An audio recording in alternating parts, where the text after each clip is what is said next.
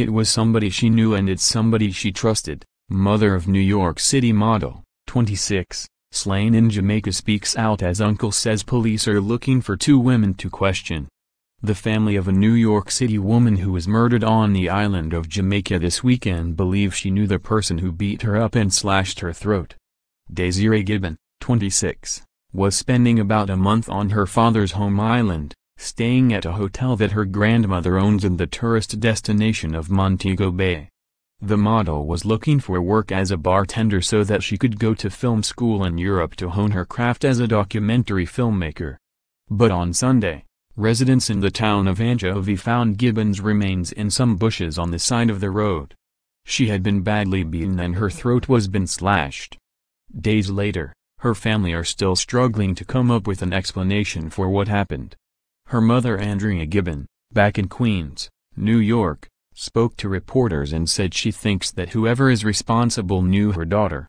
"My belief is it was a cold, calculated, planned-out murder," she told CBS New York. "It wasn't a random act of violence. It is somebody she knew, somebody she trusted, and somebody who betrayed her."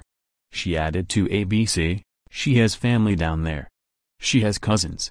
She met a lot of new people that she had been hanging out for the last 3 weeks or so. So, she was comfortable with these new people she had met."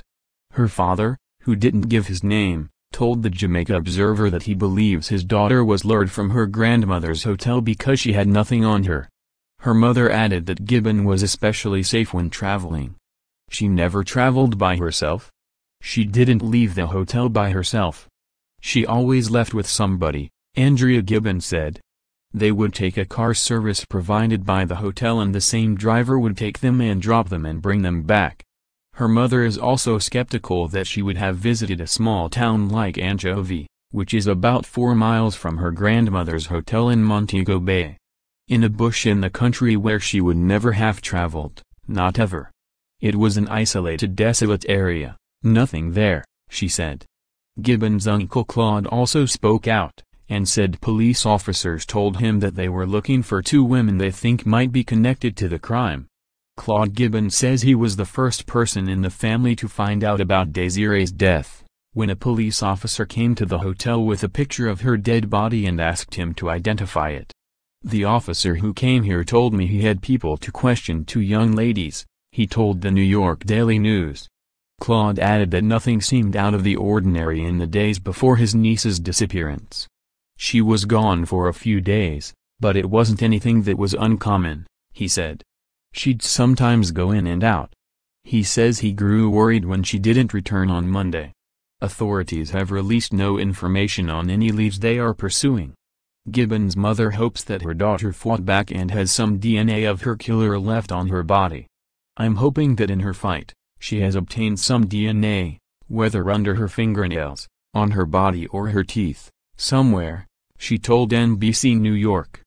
Gibbon's father said she had a heart of gold and that everyone loved her. Her mother described her as beautiful and a free spirit. In addition to her parents, she is survived by two younger sisters, ages 18 and 14. "More than anything in life I think she loved traveling and meeting new people and listening to what their stories are," her mom told ABC. She had planned to go to film school. She wanted to direct movies. But she wanted to earn money for it. She didn't want us to pay for it. She wanted to make it on her own, her mom added. A GoFundMe campaign has been started to raise money for Gibbon's family to fly down to Jamaica to retrieve her body and for her funeral. The fund has raised more than $23,000 as of Friday afternoon.